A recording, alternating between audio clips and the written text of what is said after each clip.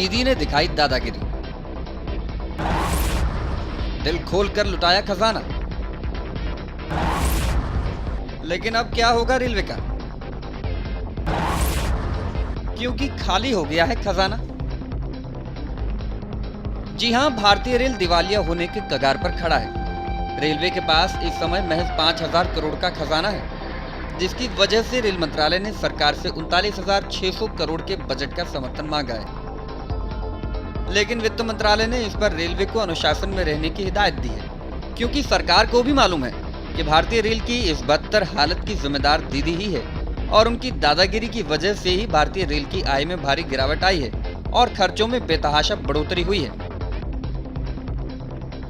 Railway के परिचालन लागत भी इस समय काफी ज्यादा है। लालू के समय में जहां रेलवे 100 रुपए कमाने के लिए 75 रुपए 90 पैसे खर्च करता था, तो वहीं अब दीदी के राज में रेलवे को 100 रुपए कमाने के लिए 95 रुपए खर्च करने पड़ रहे हैं, यानी भारी घाटा। इसे दीदी की दीदीगिरी कहा जाए कि ममता बनर्जी दिल्ली में बैठकर नहीं बल्कि बंगाल में बैठकर रेल मंत्रालय की रेल दौड़ा रही हैं।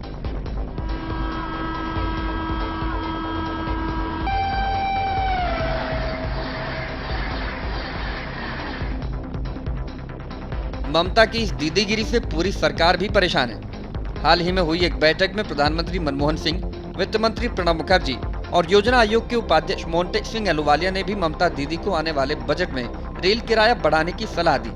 लेकिन सूत्रों की माने तो ममता का मन किराया बढ़ाने का बिल्कुल नहीं है, क्योंकि ममता को पता है कि शायद ये उनका आखिरी रेल बजट हो, इसलिए ममता उसे अपनी पूरी मनमर्जी से बनाना चाहती हैं।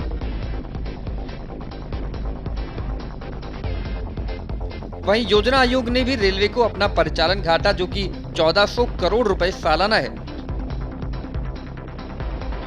उसे कम करने को कहा है और रेलवे की ढुलाई से होने वाली आमदनी को बढ़ाने को कहा है।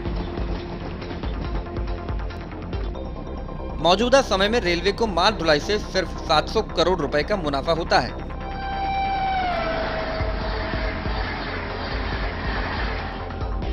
ये ममता की दीदीगिरी ही है, जिसकी वजह से रेलवे के इतिहास में पहली बार फिश फ्लैट और केबल्स जैसी कई महत्वपूर्ण उपकरणों के सप्लायरों के बकाया का भुगतान नहीं हो पाया है। वहीं रेलवे की हालत ठीक दिखाने के लिए ठेकेदारों के पैसे भी रोक लिए गए। इसे केंद्र सरकार की ढिलाई का ही नतीजा कहा जाएगा कि ममता बनर्जी ने राजनीति में अपना परचम फहराने के लिए रेल मंत्रालय को एक मंच के रूप में इस्तेमाल किया। लेकिन रेलवे की बिगड़ती हालत को देखते हुए शायद ही केंद्र सरकार दीदी की दीदीगिरी चलने दे। Bureau report, Jansandesh.